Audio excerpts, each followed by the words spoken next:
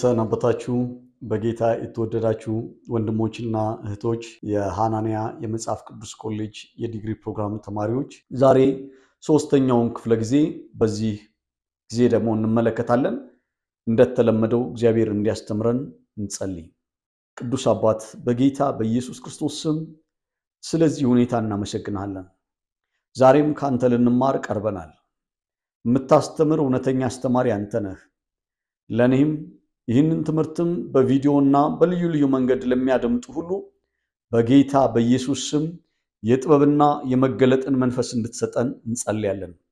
አይኖቻችንን እንድታበራ በቃሉ ውስጥ ብርሃን እንድናይ በኢየሱስ ስም ጠይቃለን። አባት ሆይ ሁሉም ለስም ክብር ይሁን በናዝሬቱ በኢየሱስ ክርስቶስ ስም አሜን። ዛሬ የምናነሳበት ዋና ሐሳብ ሐዋርያው መልእክቱን የጻፈው ለምንድን ነው?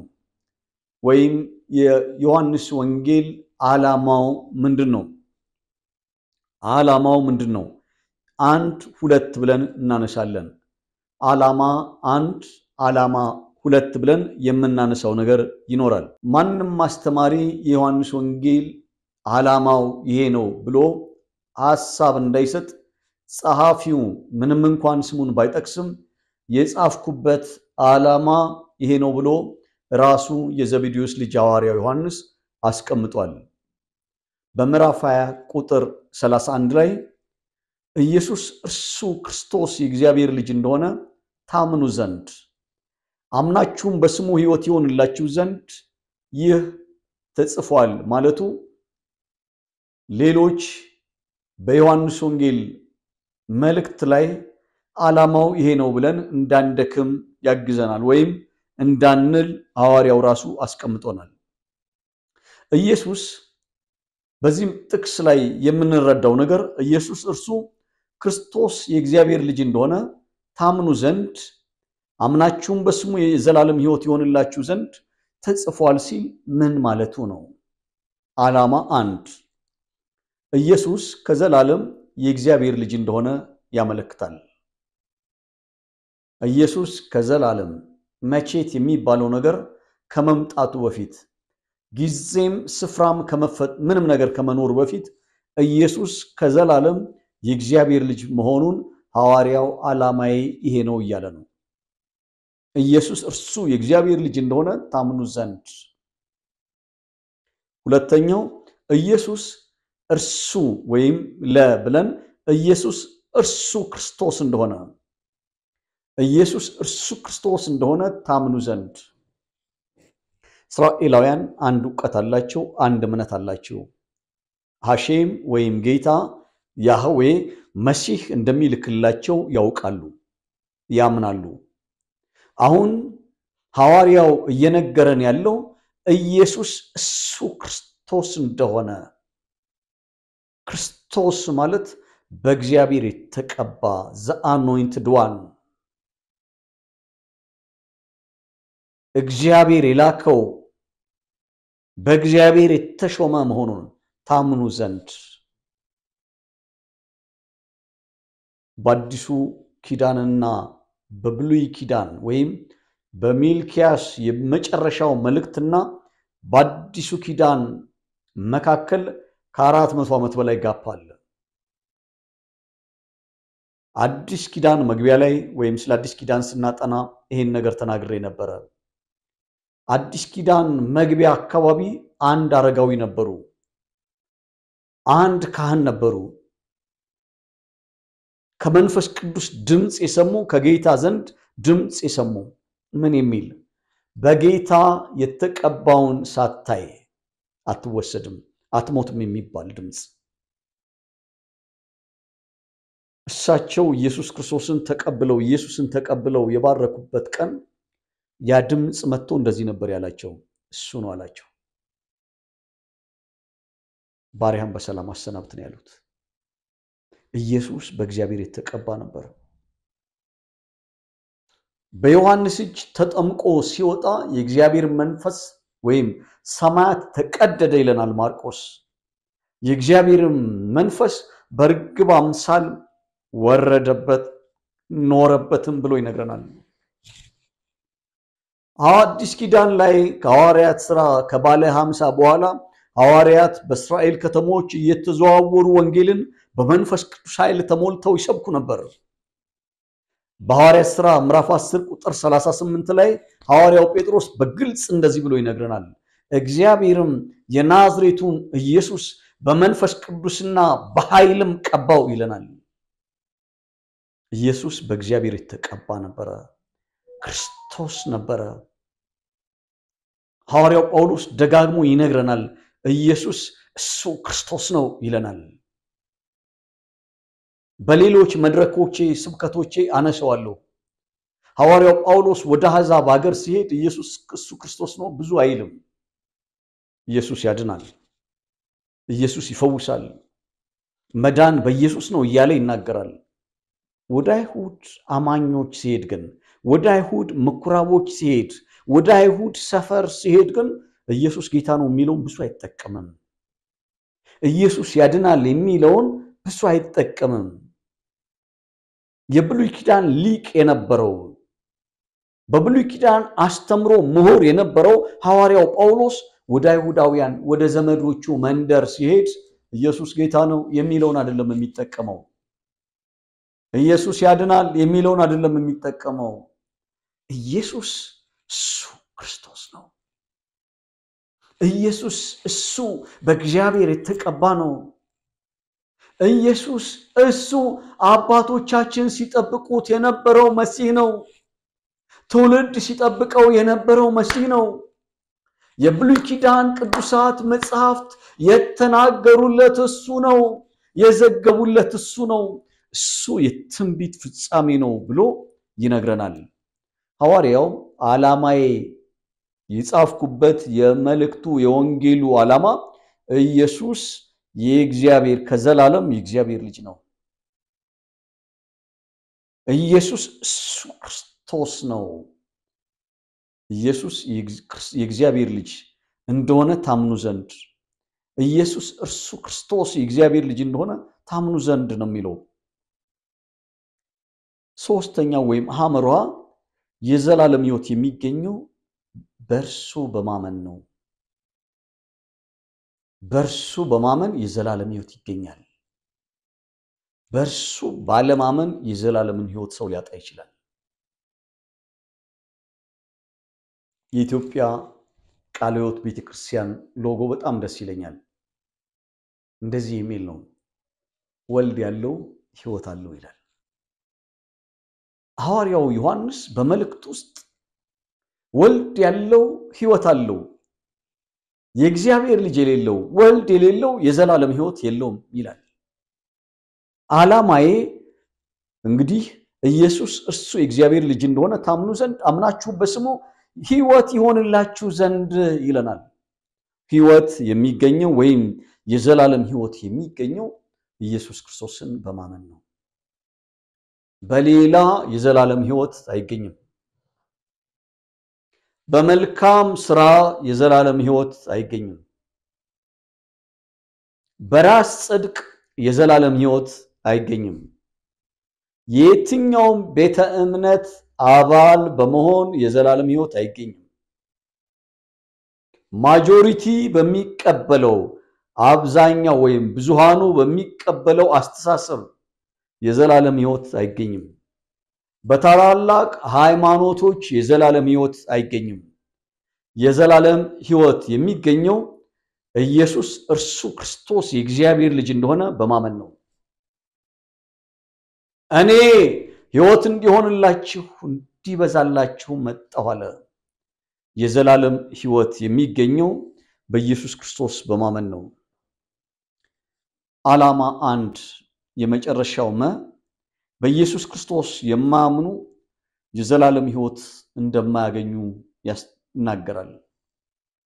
አምናችሁ የዘላለም ሕይወት ታገኙ ዘንድ ተጽፏል። የማያምኑ የዘላለም ሕይወት አያገኙም ማለት ነው። ዮሐንስ ወንጌል ምዕራፍ 3 ቁጥር 16 በእርሱ በሚያምን አይፈረድበትም፣ በማያምን ግን በአንዱ በእግዚአብሔር ልጅ ስላላመነ አሁን ተፈርዶበታል ይለናል። ዮሐንስ ወንጌል ምዕራፍ 3 ቁጥር 16 እና 17ን ስናነብ በእርሱ የሚያምን ሁሉ የዘላለም ሕይወት እንዲኖረው እንጂ እንዳይጠፋ እግዚአብሔር አንድያ ልጁን እስኪሰጥ ድረስ ዓለምን እንዲወዷልና ይለንና በእርሱ በሚያምን አይፈረድበትም።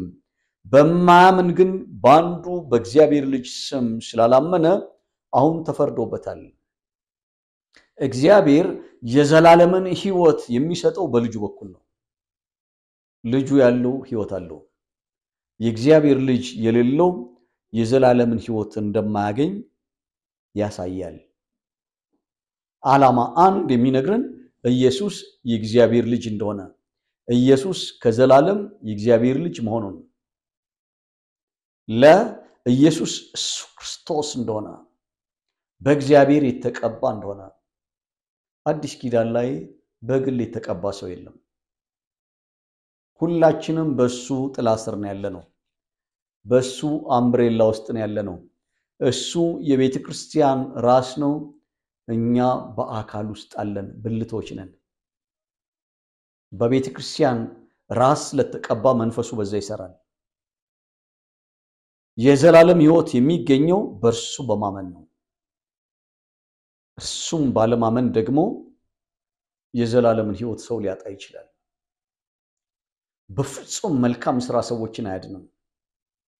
ሕግ ማንንም አያድንም። ኢየሱስ ክርስቶስን በማመን ግን የዘላለም ሕይወት ይገኛል። የመጽሐፉ ዓላማ ሁለተኛ፣ የወንጌል ስርጭት ዓላማ እንዳለውም ያሳያል። 30 እና 31ን ስናነብ የወንጌል ስርጭት ዓላማ እንዳለውም ያሳያል። ኢየሱስ የእግዚአብሔር ልጅ እንደሆነ ሰዎች ያምኑ ዘንድ ወንጌልን ልንነግራቸው ይገባል። የወንጌል ስርጭት ዓላማ እንዳለው ያሳያል።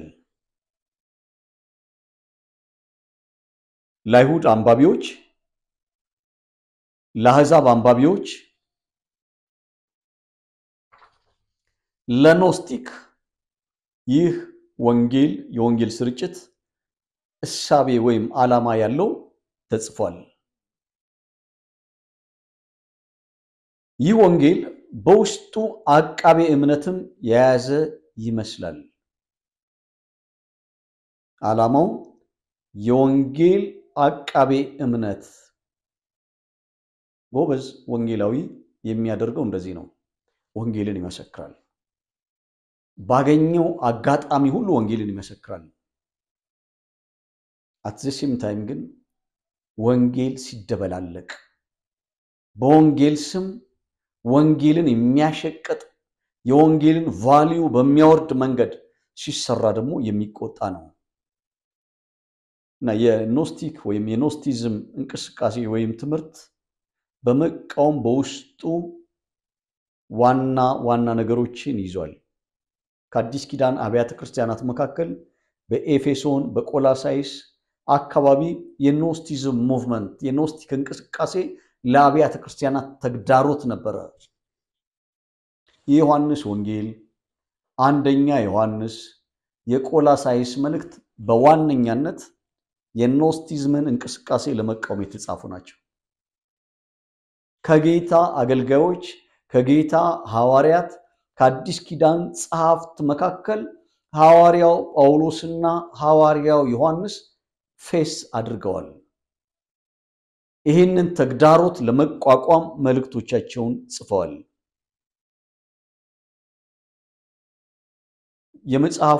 የመጽሐፉ ዓላማ በ2031 ላይ የሚገኘው የመጽናት አስተምሮም ተደርጎ ሊወሰድ ይችላል። እንዲሁም የወንጌል ስርጭት መልእክት ተደርጎ ሊወሰድ ይችላል። ምክንያቱም ይህ ክፍል በውስጡ የአሁን ጊዜ አመልካች ቃል ስላለው ድነትን ስለሚገልጽ ነው። በዚህ መልኩ ዮሐንስ እንደ ያዕቆብ ሁሉ በአንዳንድ በእስያ በሚኖሩ ቡድኖች መካከል ያለውን የጳውሎስን መልእክቶች በማጠናከር ለቀደምት ቤተክርስቲያን ድንቅ የሆነ መልእክት ሲያስተላልፍላቸው እንመለከታለን። የማጠቃለያው ምዕራፍ 21ን ስንመለከት የቀደምት ቤተክርስቲያን ችግሮች ወይም ተግዳሮቶችን ለመቅረፍም የተጻፈ ይመስላል። በዋነኛነት የጥንት ቤተክርስቲያን ተግዳሮቷ ምንድን ነበር ሲባል አንደኛው የኖስቲዝም ሙቭመንት ነው። ሁለተኛው ደግሞ የአክራሪ አይሁዶች አስተምረው ነበር። ሐዋርያው ዮሐንስ የአይሁድን ተግዳሮት አይደለም ለማንሳት ፌስ ለማድረግ የሚሞክረው ከኖስቲዝም የሚመጣውን ተግዳሮት ለመቃወም ይመስላል። ሌላው በዚህ ውስጥ የምናገኘው ዮሐንስ የተመሳሳይ ወንጌላትን ሐሳብ ይደግፋል። የተመሳሳይ ወንጌላትን ኢየሱስ ያደረጋቸው ትምህርቶች ያደረጋቸው ፈውሶች በሌሎች መልእክቶች ላይ ተጽፏል ብሎ በጥቂቱ ይናገራል። እኔ ግን የተመረጠ ብሎ ወይም ደግሞ ዓላማው ላይ ትኩረት ሲያደርግ እንመለከተዋለን። ሌላው በምዕራፍ 21 ውስጥ የምናገኛቸው 3 ጥያቄዎችን መልስ ሲሰጥ እንመለከተዋለን። የጴጥሮስን እንደገና መመለስ፣ ዮሐንስ ለረጅም ዓመት መኖር ስም ባይጠቀስም የኢየሱስ ክርስቶስ ዳግም ምጽአት መዘግየትን እነዚህ ነጥቦች ያነሳል። ሌላው በዮሐንስ ወንጌል ውስጥ የምናገኘው ዋና ዋና ነገሮችን ነው የማነሳው። የመጽሐፍ ቅዱስ ኮሌጁ ተማሪዎች ሆናችሁ ይህ ትምህርት በዩቲዩብም በተለያየ መንገድ ስለሚለቀቅ ዋና ዋና አስፈላጊ ነገሮችን እስከዛሬ እንደማደርገው በሞጁላችሁ ላይ የሚደርስ ይሆናል። በዚህ ደረጃ ግን የማቀርበው በሚዲያ ላይ መተላለፍ ያለባቸው ላይ ብቻ አተኩሬ የማነሳ ይሆናል። በዮሐንስ ወንጌል ውስጥ ስለ ኢየሱስ ክርስቶስ መለኮትነት የቀረቡ ማስረጃዎችም አሉ። ኢየሱስ መለኮት መሆኑን፣ አምላክ መሆኑን፣ ኢየሱስ ፍጹም ሰው መሆኑን የሚጠቁሙ መልእክቶች እናገኛለን። በዚህ ውስጥ ስለ ኢየሱስ ክርስቶስ መለኮትነት የቀረቡ ማስረጃዎችን ደግሞ ወደ 7 የሚደርሱ ማስረጃዎችን አነሳለሁ። የመጀመሪያው የእግዚአብሔር ልጅ እንደሆነ መሰክራለሁ እያለ የሚናገር አንድ ሰው ነበር ከሐዋርያቱ ውጪ። መጥምቁ ዮሐንስ የሚባለው የኢየሱስ ክርስቶስ ቤተሰብ ነው፣ ያክስት ልጅ ነው፣ ግን የሚተዋወቁ አይመስልም። በዮሐንስ ወንጌል ምዕራፍ 1 ቁጥር 34 ላይ ሲናገር የእግዚአብሔር ልጅ እንደሆነ መስክሬያለሁ። በስጋ እኮ በጣም የሚያውቀው ነው፣ ግን ስለ ኢየሱስ ክርስቶስ ሲናገር እኔ አንድ ነገር መስክሬያለሁ፣ እሱ የእግዚአብሔር ልጅ ነው፣ ኢየሱስ የእግዚአብሔር ልጅ ነው፣ ኢየሱስ የእግዚአብሔር ልጅ ነው እያለ መጥምቁ ዮሐንስ ስለ ኢየሱስ ክርስቶስ ምስክርነት ይሰጣል። ዮሐንስ ወንጌል ምዕራፍ 1 ቁጥር 34 ላይ። ሌላው ናትናኤል የሚባለው ሰው ኢየሱስን እንደዚህ ያለው አንተ የእግዚአብሔር ልጅ ነህ አለው። ከምን ተነስቶ? ናቲኮ ከኢየሱስ ይሄን ቃል በሚናገርበት ጊዜ ደቀ መዝሙር አልነበረም፣ ሐዋርያም አልነበረም፣ የኢየሱስ ተከታይም አልነበረም። ነገር ግን የናትናኤል ወንድም ፊልጶስ የሚባለው የኢየሱስ ክርስቶስ ተከታይ ነበር። አንድ ቀን መጽሐፉ እንደዚህ ይለናል። ኢየሱስ ከደቀ መዛሙርቱ ጋር አብሮ ውሎ መንገድ ሲሄድ ፊልጶስ ወንድሙን ናትናኤልን መንገድ ላይ ያገኘው። ናትናኤል የት እንደነበረ ፊልጶስ የት እንደነበረ ምንም የሚተዋወቁት ነገር የለም። ፊልጶስ ግን ለወንድሙ ለናትናኤል እንደዚህ ያለው ሙሴ በሕጉ መጽሐፍ ላይ የጻፈለትን ነቢያትም በመጽሐፉ ላይ የጻፉለትን የዳዊትን ልጅ ኢየሱስን አገኘነው አለው። አላምንም አለ ናትናኤል። አላምንም አለ። የሃይማኖት ሰው ነው። አላምንም ከናዝሬት ከዛ ሰፈር ሙሴ በሕግ የጻፈለትን ነቢያትም የመሰከሩለትን ኢየሱስን ከዛ ከናዝሬት መንደር አላምንም አለ። ሮሜ ብሎ እንዳይጠቅስለት ሮሜ አልተጻፈም። ከዮሐንስ ወንጌል እንዳይለው ዮሐንስ ወንጌል አልተጻፈም። ከማቴዎስ እንዳይለው አንድም የአዲስ ኪዳን መጽሐፍት አልተጻፉም። ናና እያለው ይዞት መጣ። ኢየሱስ እድሜው 30 ነው። ከኢየሱስ ጋር ናትናኤል ፊት ለፊት ተያየ። ልክ እንዳየው ኢየሱስ የጥበብ ቃል ነው የተጠቀመው። ተንኮል የሌለበት የእስራኤል ሰው ይሄ ነው አለው። ደቀ መዛሙርት እኮ ይመለከታሉ። አብሯቸው ላልዋለ ሰው ኢየሱስ ምን አይነት ምስክርነት ነው የሚሰጠው? ተንኮል የሌለበት ንጹህ ልብ ያለው ሰው የእስራኤል ሰው ይሄ ነው አለው። ናቲ ኢየሱስን አየውና የት ታቀኛለህ? የት ነው የምታቀኛለው? እኔ እናንተ እንተዋወቃለን እንደማለት ነው። አይ ወንድምህ ሳይጠራህ ፊልጶስ አንተን ወደ እኔ ጋር ሳያመጣህ አይቻለሁ አለው። የት? ከበለስ በታች አይቻለሁ። ደቀ መዛሙርቱ ግልጽ የሆነላቸው አይመስልም። ወንድምህ ፊልጶስ ሳይጠራህ ናትናኤል ከበለስ በታች ግን አይቻለሁ።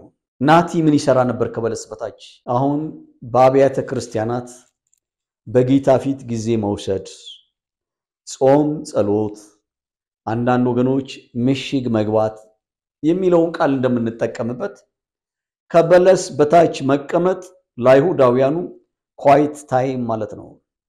የጾምና የጸሎት ጊዜ ማለት ነው። ናቲ በእግዚአብሔር ፊት ጊዜ ወስዶ በጾምና በጸሎት መጽሐፍትን እያነበበ ነበረ። በጌታ ፊት ቁጭ ብሎ የጌታን ቃል ያሰላስል ነበረ። ምን የሚል ቃል ነው ያነበበው? መልእክቱን ትኩር ብለን ከተመለከትነው እናገኘዋለን። ያዕቆብም መሸበት፣ ድንጋይም ተንተርሶ ተኛ፣ ከሰማይም ወደ ምድር የሚዘረጋ መሰላል ነበረ። የእግዚአብሔርም መላእክት ይወጡና ይወርዱ ነበረ። ያዕቆብም ከእንቅልፉ ነቅቶ ይሄ የእግዚአብሔር ደጅ ነው እንጂ ይሄ ህልም አይደለም፣ ሌላ ነገር አይደለም አለ።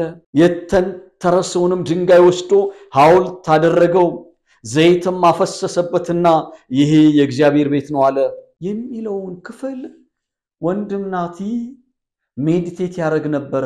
ምንድነው ይሄ መሰላል? የሚወጡት የሚወርዱት መላእክት ምንድናቸው እያለ እያሰበ ነው። ፕሮግራሙን አቋርጦ ወይም ፕሮግራሙን ጨርሶ የጥሞና ጊዜውን ጨርሶ ወደ ቤቱ ሲሄድ መንገዱን ሲሄድ ወንድሙ ፊልጶስ አገኘውና እንዲህ አለው፣ ሙሴ በሕግ ነቢያትም የመሰከሩለትን የናዝሬቱን ኢየሱስ አገኘው። አላምንም አለው። ከኢየሱስ ጋር ተገናኙ። ነውር የሌለብህ ተንኮል የሌለብህ እስራኤል ሰው አንተ ነህ አለው። ከወዴት አወከኝ አለው። ወንድምህ ሳይጠራህ ከበለስ በታች የት እንደነበርክ አይቻለሁ አለው። አምላኬና ጌታዬ አለ። ከበለስ በታች ስላልኩ አታድንቅ። አእምሮ ውስጥ ያለውን ልንገርህ እንደማለት ነው። እያሰብክ ያለውን ነገር ልንገርህ። ሰማይ ተከፍቶ የእግዚአብሔር መላእክት ሲወጡና ሲወርዱ ታያለህ። መሰላሉ እኔ ነኝ። ሃሌሉያ! ሰማይና ምድርን የማገናኝ ወደ ሰማይ የሚወስደው በር እኔ ነኝ። ናቲ የዛ ጊዜ ነው አንተ የእግዚአብሔር ልጅ ነህ የሚል ምስክርነት የሰጠው። ናትናኤል ለኢየሱስ ክርስቶስ አንተ የእግዚአብሔር ልጅ ነህ የሚል ምስክርነት ሰጥቶ ነበር። ሌላው ሐዋርያው ጴጥሮስ ኢየሱስን አንተ ክርስቶስ የእግዚአብሔር ልጅ ነህ ብሎታል። እያወራኋችሁ ያለሁት በዮሐንስ ወንጌል ላይ የተሰጡ ምስክርነቶችን ነው። ጴጥሮስ አንተ የእግዚአብሔር ልጅ ነህ አለው። መቼ? ዮሐንስ ወንጌል ምዕራፍ 6 ቁጥር 69 ላይ 6:69 ላይ አንድን አይሁዳዊ ሞርቶዴላ ልጋብዝ ብትሉት እንደሰደባችሁት ነው የሚቆጥረው። ኢየሱስ ግን አንዳንድ ያልተለመዱ ትምህርቶችን ያመጣል። ሰዎች ኢየሱስን ፈለጉት። አጠር አድርጌ ልንገራችሁ። ሞርቶዴላ ለመብላት ለሚቀፈው ለሚዘገንነው አይሁዳዊ የሰው ስጋ መብላት የሚለው በጣም ከባድ ንግግር ነው። ኢየሱስ ግን አንዳንዴ ከባድ ትምህርት ያመጣል። ስጋዬን ያልበላ ደሜን ያልጠጣ የዘላለም ሕይወት የለውም። ስጋዬን የሚበላ ደሜን የሚጠጣ እሱ የዘላለም ሕይወት አለው። ስጋዬን የሚበላ ደሜን የሚጠጣ እርሱ በእኔ ይኖራል፣ እኔም በእርሱ እኖራለሁ። ኢየሱስ ይህን ትምህርት ሲያስተምር የደቀ መዛሙርት ቁጥር ከ12 ወደ 70 ከ70 ወደ 120 ከዛም በላይ ሆኗል። ሐዋርያው ዮሐንስ ሲመዘግብልን እንደዚህ ይላል። ይሄን ንግግር ማን ሊሰማው ይችላል? አንገዳግዶ አዙሮ የሚጥል ንግግር ነው። ራባይ ቶዳ ራባ ሳይሉ እናመሰግናለን ሳይሉ ቻው ሳይሉት ኢየሱስን ሹልክ ብለው ነው ጥለው ሄዱት። ኢየሱስ ሲያይ ማንም የለም። ደቀ መዛሙርቱ እንደዚህ ያላችሁ፣ እናንተስ ልትሄዱ ትወዳላችሁ? ልትሄዱ ትወዳላችሁ? ጴጥሮስ ይዛ ጊዜ ነው አንተ ክርስቶስ የእግዚአብሔር ልጅ ነህ፣ አንተ የዘላለም ሕይወት ቃል አለ። ጌታ ሆይ ካንተ ወዴት እንሄዳለን? እኛ መሄጃ የለንም። አንተ የእግዚአብሔር ልጅ ነህ፣ አንተ የዘላለም ሕይወት ቃል አለ። ምስክርነቶች ነው የምንመለከተው፣ የውስጥ ምስክርነቶች ስለ ኢየሱስ መጽሐፍቱ የእግዚአብሔር ልጅ ነህ እያሉ መለኮትነቱን ይመሰክራሉ። አራተኛ የምናነሳው የመጀመሪያው መጥምቁ ዮሐንስ ነው። ሁለተኛው ናትናኤል ነው። ሶስተኛው ሐዋርያው ጴጥሮስ ነው። አራተኛ ማርታ ነች፣ የማርያም እህት፣ የአልዓዛር እህት። ኢየሱስ ከሌላው ሰው ሁሉ ይልቅ ለዛ ቤተሰብ ለነ ማርታ፣ ለነ ማርያም፣ ለነ አልዓዛር ቤተሰብ የቅርብ ሰው ነው። ወንድማቸውን አልዓዛርን በፈወሰ ጊዜ ግን ማርታ እንደዚህ አለች፣ አንተ የእግዚአብሔር ልጅ ነህ አለችው ኢየሱስ። አንተ የእግዚአብሔር ልጅ ነህ፣ አንተ የእግዚአብሔር ልጅ ነህ። መምህር፣ ረቡኒ፣ ራባይ እያሉ ይጠራሉ። በአክብሮት ኢየሱስን ይወዱታል፣ ቤተሰብ አድርገውታል። ከአልዓዛር ሞት ጋር በተገናኘ ግን ኢየሱስ እንደዚህ አለችው፣ አንተ የእግዚአብሔር ልጅ ነህ፣ አንተ መለኮት ነህ። አምስተኛው ምዕራፍ 20 ቁጥር 28 ላይ ኢየሱስ ከትንሣኤ በኋላ ለብዙዎች ተገልጦ ነበር። ቶማስ የሚባለው ሰው ግን ካላየሁ አላምንም አለ። ያ የሞተው መምህራችን ራባያችን ተነስቷል ነው የምትሉት? ካላየሁ አላምንም አለ። ኢየሱስ ተገለጠለትና በተወጋው ጎኑ እጅህን አስገባለሁ። የተወጋውን እጆቼን ዳሰ እያለው ኢየሱስን ዳሰሰ፣ አልተቀሰፈም። ሃይማኖት እንደሚለው እሳት አይደለም ያቃጠለው፣ የኢየሱስን ከሙታን መነሳት አረጋገጠ፣ አየ። ኢየሱስ የዚያን ጊዜ እንደዚህ ነው ያለው፣ ጌታዬና አምላኬ ያለ። ኢየሱስ አንተ አምላኬ ነህ፣ አንተ አምላክ ነህ። ወቁ አይሁዳዊ ነው ቶማስ፣ ሰውን አምላክ ሊል አይችልም ነበረ። ሻማ እስራኤል አዶናይ ኤሎሂኑ አዶናይ ኤሃድ፣ እስራኤሎይ ስማ ጌታ አምላካችን አንድ ነው። አንተም በፍጹም ነፍስህ በፍጹም ሐሳብህ እሱን ውደድ፣ እሱን አምልክ እያለ ይሄንን ፌዝ ስቴትመንት በየቀኑ እየተናገረ የኖረ ነው። በምኩራብም በመቅደስም ሁል ጊዜ የእምነት አንቀጻቸውን ሲያስታውቅ የኖረ ሰው ነው። አሁን ግን ኢየሱስን እንደዚህ ያለው አምላኬና ጌታ ያለው ኢየሱስ ኖ እዚህ ጋር ላርምህ አላለው። ኢየሱስን አምላክ ብሎታል። ስድስተኛ ሐዋርያው ዮሐንስ በምዕራፍ 20 ቁጥር 31 ላይ ኢየሱስ እርሱ ክርስቶስ የእግዚአብሔር ልጅ እንደሆነ የጻፍኩበት ዋና ዓላማ ይሄ ነው ይለናል።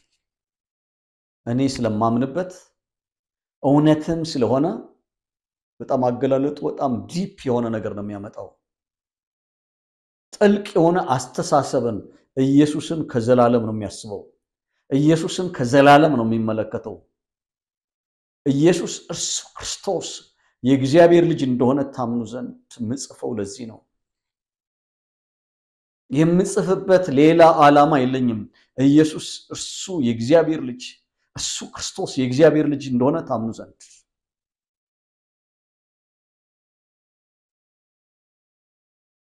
ሰባተኛ ኢየሱስ ስለራሱ መስክሯል። ኢየሱስ ስለራሱ ሲመሰክር እንደዚህ ያለ 10:36 ላይ የእግዚአብሔር ልጅ ነኝ ስላልኩ እናንተ አብ የቀደሰውን ወደ ዓለምም የላከውን ትሳደባለህ ትሉታላችሁ። ማን ነው ትሳደባለህ የሚሉት? ኢየሱስ እኔ የእግዚአብሔር ልጅ ነኝ ማለቱን ስድብ ነው እያሉ ነው። በዮሐንስ ወንጌል ውስጥ ከአይሁድ መምህራን፣ ከአይሁድ ራባዮች፣ ከአይሁድ ካህናት ጋር የኢየሱስ ክርስቶስ የግጭቱ መነሻ እኔ የእግዚአብሔር ልጅ ነኝ የሚል ነው። አባቴ ይላል፣ ኧረ እባክህ ስለፈጠረህ እናትህን አናቅም፣ የቤት ቁጥራችሁን አናቅም፣ ሰፈርህን አናቅም፣ እህት ወንድሞችህን አናቅም። የእግዚአብሔር ልጅ ነኝ ማለትህ ስድብ ነው። ኢየሱስ የእግዚአብሔር ልጅ ነኝ እያለ ይናገራል። የእግዚአብሔር ልጅ ነኝ ስላልኩ እናንተ አብ የቀደሰውን ወደ ዓለምም የላከውን ትሳደባለህ ትሉታላችሁ። 10:36 ላይ እኔ ግን እውነት ነው የምናገረው፣ እኔ ግን አልዋሽም ናላቸው ይዞራል። አብ ወልድን ይወደዋል፣ ብቻውን ይሆን ዘንድ አይተውም። ትምህርቴ ከራሴ አይደለም፣ ትምህርቴ አብ ከኔ ጋር ስላለ የአብ ትምህርት ነው። በእነዚህ ሰባት መገለጦች ስለ ኢየሱስ ክርስቶስ መለኮትነት የሚያበስሩ ናቸው። መጨመር ይቻላል፣ ግን እነዚህን ነጥቦች እንይዛለን። ሌላው ወሳኝ ትምህርቶችን በዮሐንስ መልእክት ውስጥ ደግሞ እናገኛለን። ወሳኝ ትምህርቶችን የእግዚአብሔር ልጅነትን ስለማግኘት የተሰጡ ወሳኝ ትምህርቶች አሉ። አንደኛው ሁለት ነጥቦችን ብቻ አነሳለሁ። አንደኛው በዮሐንስ ወንጌል ምዕራፍ 1 ከቁጥር 12 እስከ 13 በአብዛኛው ለአዲስ አማኝ ለአዲስ ሰው መጽሐፍ ቅዱስን አንብቦ ለማያውቅ ሰው የምንናገረው ነው። በእምነት ከእግዚአብሔር ስለመወለድ የተሰጠ ትምህርት ነው። ለተቀበሉት ሁሉ ግን በስሙ ለሚያምኑት ለነርሱ የእግዚአብሔር ልጆች የሆኑ ዘንድ ስልጣንን ሰጣቸው። እነሱም ከእግዚአብሔር ተወለዱ እንጂ ከደም ወይም ከስጋ ፈቃድ ወይም ከወንድ ፈቃድ አልተወለዱም። በኢየሱስ ክርስቶስ በማመን ከእግዚአብሔር መወለድ እንደሚቻል መጽሐፉ ይነግረናል።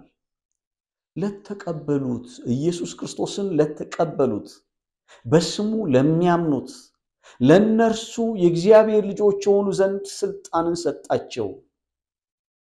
እነሱም ከእግዚአብሔር ተወለዱ እንጂ ከደም ወይም ከስጋ ፈቃድ ወይም ከወንድ ፈቃድ አልተወለዱም።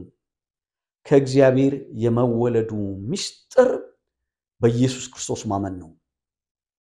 በኢየሱስ ክርስቶስ የሚያምኑ ከስጋና ከደም የመጀመሪያ ልደት አግኝተዋል። አሁን ግን ሁለተኛ ልደት አግኝተዋል። ከየት? ከእግዚአብሔር ተወልደዋል። አዲሱ ሰው ዳግመኛ የተወለደው ሰው ከስጋና ከደም የተወለደ አይደለም፣ ከእግዚአብሔር የተወለደ ነው። የመጀመሪያውን ልደት ያገኘማ ሰው ያየንና ቁርጥ አባቱን ይላል፣ ቁርጥ እናቱን አጎቱን ይመስላል። የተካፈለው ስጋን ስለሆነ ከደምና ከስጋ የተገኘ ስለሆነ የዲኤንኤ ምርመራም የህብለ ዘር ምርመራም ቢደረግበት ይገኛል። መልኩ ቁርጥ አባቴን ወንድሞቹን። ይሄኛው ግን ይለያል። ከእግዚአብሔር የመወለድ ምስጢሩ ኢየሱስ ክርስቶስን በማመን ነው። ወደ ገዛ ወገኖቹ መጣ፣ የገዛ ወገኖቹ አልተቀበሉትም። ለተቀበሉት ሁሉ ግን በስሙ ለሚያምኑት ለነሱ የእግዚአብሔር ልጆች የሆኑ ዘንድ ስልጣን ሰጣቸው። በርዝራይት አገኙ።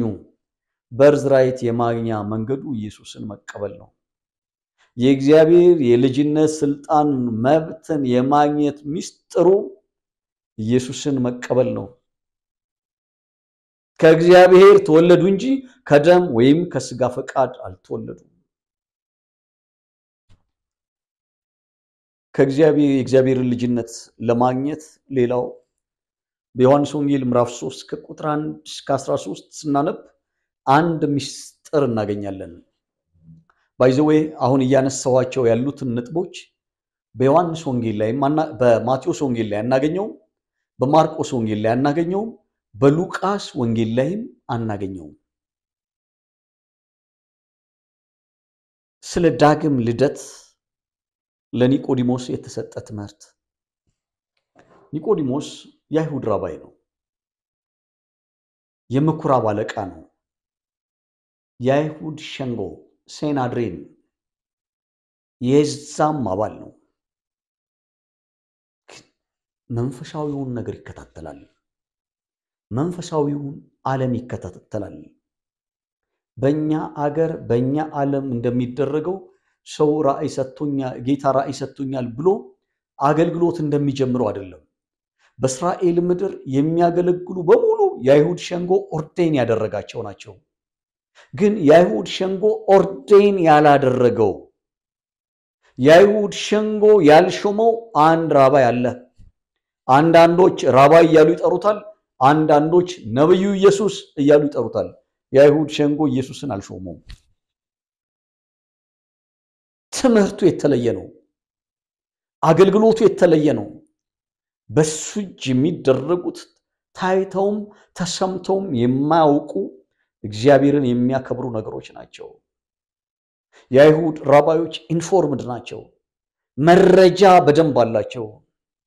ራባይ ኒቆዲሞስ ራሳቸውን ሸፋፍነው ራሳቸውን ለውጠው አሳቻ ጊዜ ፈልገው ጨለማን ተገን አድርገው ወደ ኢየሱስ ክርስቶስ መጡ። ዮሐንስ ወንጌል ምዕራፍ 3 ከቁጥር 1 እስከ 13 ስናነብ ወደ ኢየሱስ መጥተው እንደዚህ ያሉት ራባይ ኒቆዲሞስ የሽዋ እግዚአብሔር ከእርሱ ጋር ካልሆነ በስተቀር አንተ የምታደርጋቸው ነገሮች፣ አንተ የምትገልጣቸው ብርሃኖች፣ አንተ የምታደርገው አስተምሮ፣ በአንተ እጅ የሚደረጉ ድንቅና ታምራቶች የሚሞከሩ አይደሉም። እግዚአብሔር ከእርሱ ጋር ካልሆነ በስተቀር የማይሞከር ነገር ነው። አንተ ከሐሼም ዘንድ አንተ ከጌታ ዘንድ መምህር ሆነህ እንድትላክ አውቀናል፣ ገብቶናል፣ አውቀናል፣ አምነንማል፣ ይሄ መረዳት አግኝተናል አሉ። ማን? ራባይ ኒቆዲሞስ። ራባይ ይሽዋ ኢየሱስ ክርስቶስ አመሰግናለሁ አይደለም ያለው፣ እውነት እውነት እልሃለሁ ዳግመኛ ካልተወለድክ የእግዚአብሔር መንግስት አታያትም አለው። እሳቸው እኮ በብሉይ ኪዳን አስተምሮ በብሉይ ኪዳን ቲዮሎጂ ጫፍ የደረሱ ሰው ናቸው። ሰው ካረጀ በኋላ ቀንድ ካወጣ በኋላ ሁለት አይነት ጸጉር ካወጣ በኋላ ወደ እናቱ ማህፀን ገብቶ ይወለዳል ወይ? ነገሩ ሲሪየስ ነው። እውነት እውነት እልሃለሁ ሰው ዳግመኛ ካልተወለደ ወደ እግዚአብሔር መንግስት መግባት አይቻለውም። እንዴት ሆኖ? ከስጋ የተወለደ ስጋ ነው፣ ከመንፈስም የተወለደ መንፈስ ነው። አንተ የአይሁድ መምህር ስትሆን የብሉይ ኪዳን ቲዮሎጂ ሊቅ ስትሆን ይሄንን አታውቅም? ንፋስ ከወዴት እንደሚመጣ ወዴት እንደሚሄድ እንደማታውቅ ሁሉ ከእግዚአብሔር የሚተወለዱ እንደዚህ ናቸው። ሰው ዳግመኛ ለመወለድ በኢየሱስ ክርስቶስ ማመን አለበት። ሐዋርያው ጴጥሮስ ስለ ዳግም ልደት ሲናገር እንደዚህ ነው የሚለው፣ ዳግመኛ የተወለዳችሁት አበባው ይረግፋል፣ ሳሩ ይጠወልጋል፣ አበባውም ይረግፋል፣ የአምላካችን የእግዚአብሔር ቃል ለዘላለም ይኖራል።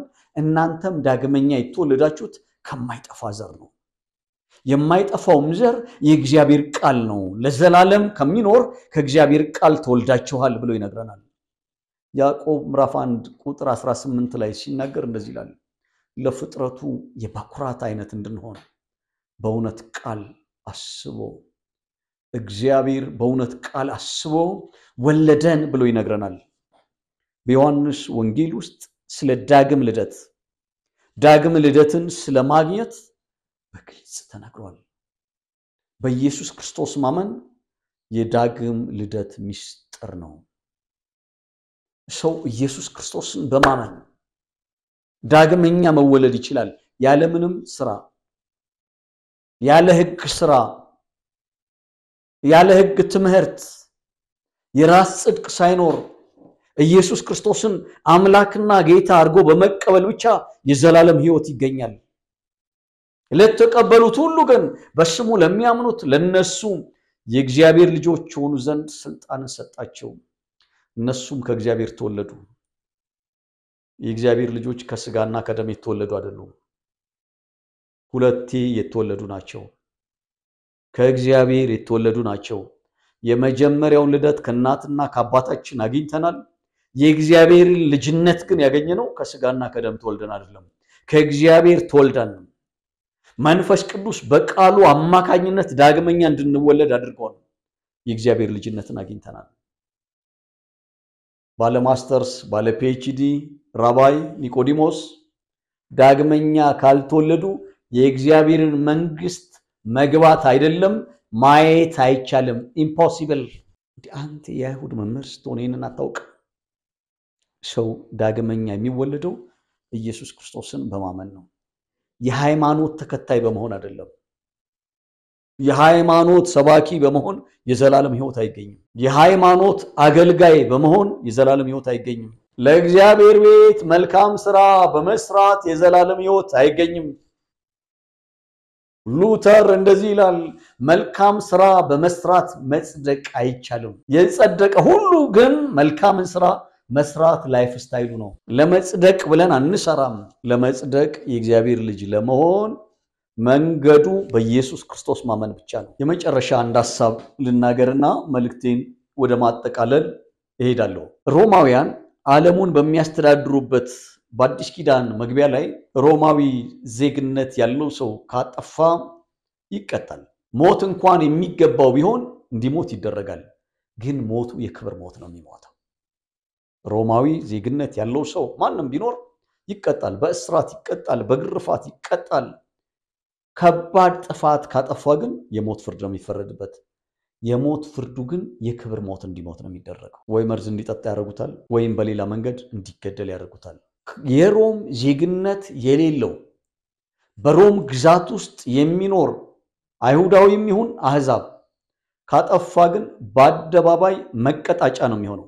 ሌሎች የሱን ነገር ተመልክተው ራሳቸውን እንዲጠብቁ ይሄ ሮማውያን ያረጉት የነበረው የቅጣት አይነት ብዙ ሀገሮች እየኮረጁ ምናልባትም በሀገራችንም ያጠፋ ሰው በአደባባይ በገበያ ቦታ ህዝብ በሚሰበሰብበት ቦታ ላይ እንዲቀጣ ይደረጋል። ኢየሱስ ክርስቶስ በተያዘበት ጊዜ ኢየሱስ በጲላጦስ ፊት ቀርቧል፣ በሄሮድስ ፊት ቀርቧል፣ በሊቀ ካህናቱ በሐናና በቀያፋ ፊት ቀርቧል። የሚል ጊብሰን ዘ ፓሽን ኦፍ ክራይስት ፊልም በጣም ይገልጸዋል። ኢየሱስን ተቀባብለውታል። አይደለም ጲላጦስ በተለይ የተናገረው ሰርፕራይዝ ያደርገኛል። ይሄ ሰውዬ እንኳን ለስቅላት ለግርፋት የሚያበቃው ምንም ነገር የለም ማለት ግን የተጻፈው ይፈጸም ዘንድ የሰው ልጅ እንደተጻፈለት ይሄዳል አይደለም የሚለው ቃሉ።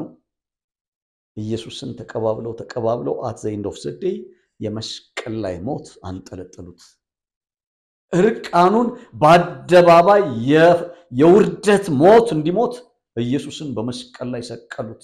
በዛ ተራራ ላይ ኢየሱስ በተሰቀለበት በጎልጎታ ተራራ ላይ ሁል ጊዜ ሰው ይሰቀላል። ወንጀል ያጠፋ ሁሉ ወንጀለኛ የሆነ ሁሉ የመስቀል ላይ ሞት እንዲሞት ይደረጋል።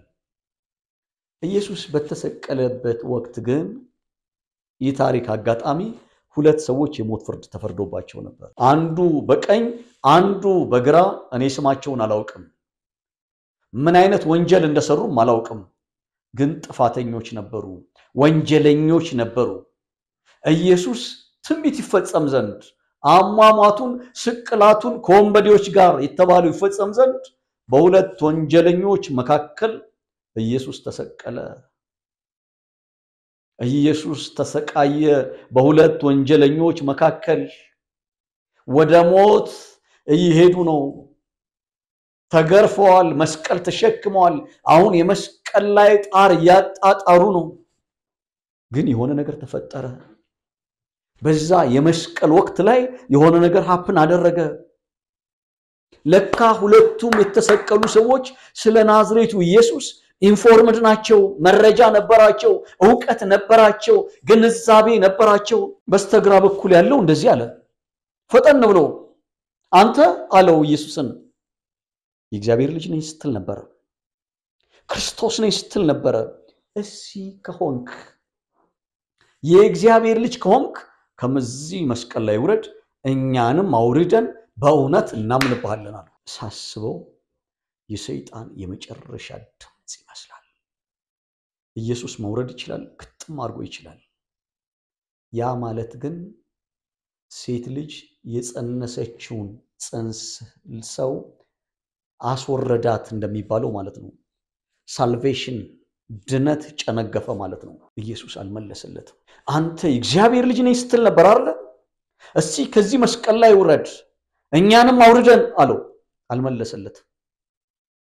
በስተቀኝ ያለው ሰው ግን ወደ ኢየሱስ ዞሮ ባልንጀራውን ገሰጸውና እንደዚህ ያለው እኔ እናንተ እኮ ደሞዛችንን የተቀበልነው እኔ እናንተ እጅ ላይ ደም ነው ያለው፣ የሰው ደም ነው ያለው፣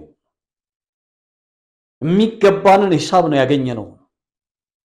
በዚህ ሰዓት እንኳን እግዚአብሔርን አትፈራም፣